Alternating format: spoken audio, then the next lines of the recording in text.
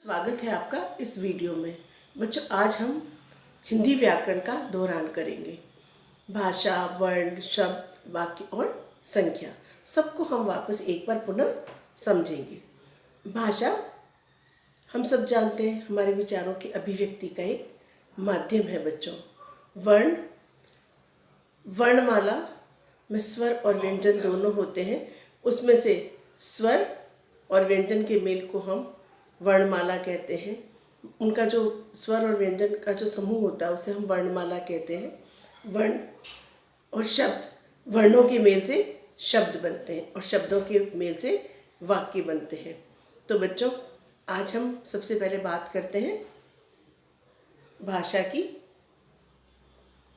भाषा और व्याकरण, जैसा कि हम सब समझते हैं कि भाषा का अर्थ है बोलना या प्रकट करना। हमें अपनी बात कहने या प्रकट करने का अधिकार है। इसके लिए हम भाषा का सहारा लेते हैं। हम बोलकर या सुनकर और पढ़कर या लिखकर अपने विचारों का आदान प्रदान करते हैं। कई बार होता है ना, पत्र लिखकर अपनी बात कहते हैं, प्रार्थना पत्र लिखकर बात कहते हैं, है ना। कई बार अपने मित्र को पत्र लिखते हैं। क्लास में भी कई बार आप लिखकर एक दूसरे को लिख कर देते हो, है ना। भाषा के मुख्य रूप से बच्चों, यूँ तो भाषा के हम मुख्य रूप से दो मानते हैं, मौखिक और लिखित, है ना। लेकिन हम एक सांकेतिक भाषा है जो मूक बधिर लोग और यातायात में काम आती है। लेकिन ज़्यादातर भाषा जो हमारा साहित्य वगैरह वो मौखिक, और जो भाषा का चलन है वो है मौखिक और लिखित। भाषा को लिखने के लिए जिन चिन्हों का प्रयोग किया जाता है बच्चों, उन्हें हम लिपि कहते हैं, है ना। जैसे हिंदी, संस्कृत, गुजराती, नेपाली, ये जो है वो देवनागरी लिपि में लिखी जाती है।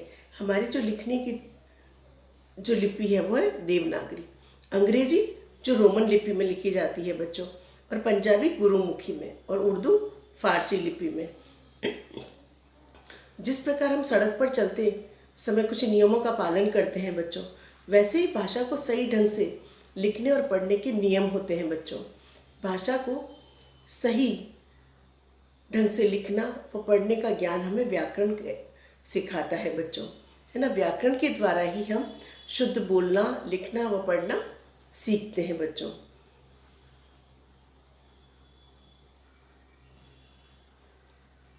है ना। सबसे पहले बेटा, जन्म लेने के बाद जो हम प्रथम भाषा सीखते हैं उसे हम मातृभाषा कहते हैं, जो हम अपने परिवार से सीखते हैं बच्चों, है ना। ये भाषा हमें कहीं ट्रेनिंग नहीं लेनी पड़ती इसकी, ये हम स्वतः ही सीख जाते हैं। दूसरा है हमारा वर्ण विचार। जैसा हमने कहा था, स्वर और व्यंजन, स्वर 11 होते हैं और व्यंजन 33 होते हैं। और बच्चों, जो स्वर होते हैं वो मात्राएं होती है बच्चों।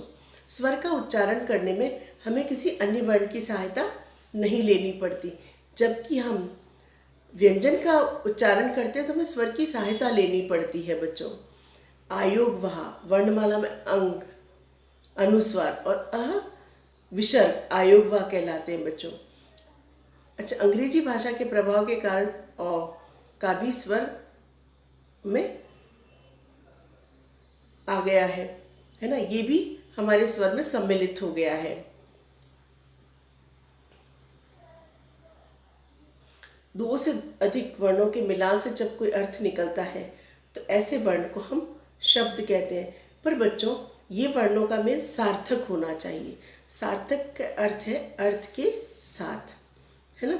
निरर्थक, निर प्लस अर्थ, जिसका कोई अर्थ न हो, है ना। जिन शब्दों का कोई ना कोई अर्थ होता है उसे हम सार्थक शब्द कहते हैं, जैसे मंदिर, गुलाब, महल आदि। निरर्थक शब्द जिनका कोई अर्थ नहीं होता, जैसे नामा, रकद, नीपा आदि, इनका कोई अर्थ नहीं है बच्चों। कई बार हमारे यहाँ ये भी कहा जाता है रोटी वोटी, खाना वाना, तो ये वाना है, वोटी है, ये भी निरर्थक शब्द है बच्चों।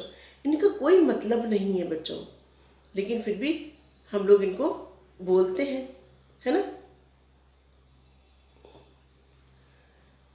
वाक्य, दो या दो से अधिक सार्थक शब्दों के मेल को हम वाक्य कहते हैं बच्चों। वाक्य जब शब्द व्याकरण की दृष्टि से भी शुद्ध लिखा हुआ हो, तब वो वाक्य कहलाता है बच्चों। वाक्य के दो अंग होते हैं बच्चों, पहला उद्देश्य, दूसरा विधेय। जैसे हम लोग कहते हैं ना, राम खाना खा रहा है, तो राम शब्द जो है वो उद्देश्य हो गया, यानी काम को करने वाला। गीत गाती है विधेय, मतलब जिसके बारे में कुछ कहा जाता है बच्चों, उसे हम उद्देश्य कहते हैं। और उद्देश्य के बारे में जो कुछ कहा जाए उसे हम विधेय कहते हैं। उद्देश्य कौन है? जैसे मैंने कहा राम पढ़ रहा है, तो राम जो है वो उद्देश्य है और पढ़ रहा है विधेय है।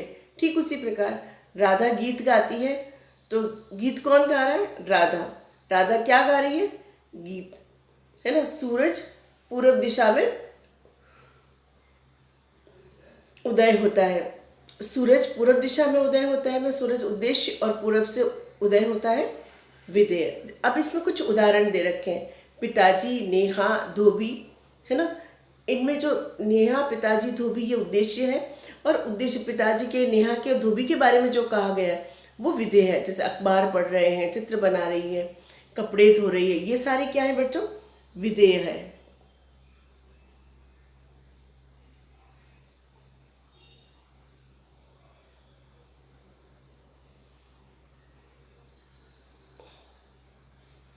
है ना। फिर आता है हमारा वाक्य। वाक्य किसी व्यक्ति, वस्तु, स्थान, प्राणी के मन के भाव को हम संज्ञा कहते हैं। जैसे व्यक्तियों के नाम में हम लिखे राजू, संगीता, मोहन, और भी कई नाम, है ना, वो हो सकते हैं। वस्तुओं के नाम जैसे पुस्तक, अखबार, मेज, टेबल, कुर्सी, पेन, पंखा, ये सारे वस्तुएं। और स्थानों के नाम आगरा, जोधपुर, कश्मीर आदि। भावों के नाम प्रेम, ईमानदारी, मित्रता, बुढ़ापा, बचपन, सत्यता, ये सारे भाववाचक संज्ञा है बेटा। संज्ञा के तीन भेद हैं बच्चों, पहला व्यक्तिवाचक संज्ञा, दूसरा जातिवाचक संज्ञा, तीसरी भाववाचक संज्ञा। व्यक्तिवाचक संज्ञा बच्चों वो संज्ञा होती है जिसमें किसी विशेष व्यक्ति, वस्तु, स्थान या प्राणी का नाम होता है। जैसे रामायण हो गया, महात्मा गांधी, जयपुर, राम, है ना, ये जो है वो व्यक्तिवाचक संज्ञा के अंतर्गत आते हैं। और जातिवाचक संज्ञा के अंतर्गत आता है जो किसी वस्तु, स्थान, प्राणी की जाति का बोध करवाते हैं, जैसे फल, शहर, महिला, पहाड़ आदि, है ना। जैसे हम कहते हैं बाहर एक बच्चा खड़ा है, तो बच्चा जातिवाचक संज्ञा है। मैंने कुछ फल खरीदे, जातिवाचक संज्ञा है ना।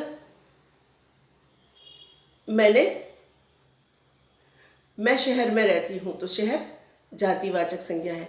अगर मैं शहर का नाम ले लूँ, मैं जोधपुर में रहती हूँ, तो वह व्यक्तिवाचक संज्ञा हो जाएगा। भाववाचक संज्ञा किसी व्यक्ति, वस्तु, स्थान के गुण, दोष, दशा, धर्म, स्थिति, व्यापार का जो बोध करवाते हैं वो शब्द भाववाचक संज्ञा कहलाते हैं बच्चों। जैसे बुढ़ापा, सत्यता, ईमानदारी, मित्रता, स्वतंत्रता, है ना, सुंदरता, ये सारे जो है वो भाववाचक के उदाहरण है बच्चों। तो बच्चों हमने जो ये आज पढ़ा है, इसको आज हमने लाइव क्लास में भी पढ़ा है।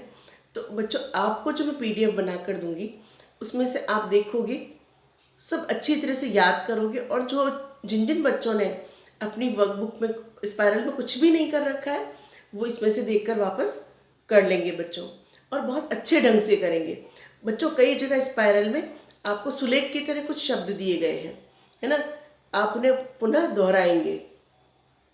जहाँ भी लिखा हुआ है पुनः लिखो, या इस तरह से शब्दों को लिख के जो नीचे 4-4 या 2-2 लाइन बना रखी है, तो वहाँ आपको उनको लिखने का अभ्यास करना है। और इसका मतलब है कि उनको वर्णों को सुंदर बनाकर लिखना है ना बच्चों। तो उसको बहुत ध्यान से पढ़ना है, ठीक है। और इसका अभ्यास करोगे, और जो PDF बनाकर दी जा रही है उसको आप अच्छी तरह से याद भी करेंगे बच्चों। और अपनी स्पाइरल में जिन बच्चों ने नहीं कर रखा है वो भी अपनी स्पाइरल में कर लेंगे बेटा।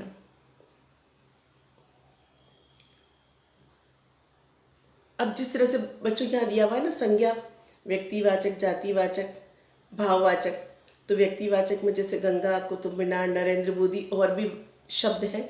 जातिवाचक में डॉक्टर है, बच्चा है, देश, भाववाचक में बचपन, हरियाली, मित्रता, ईमानदारी, है ना।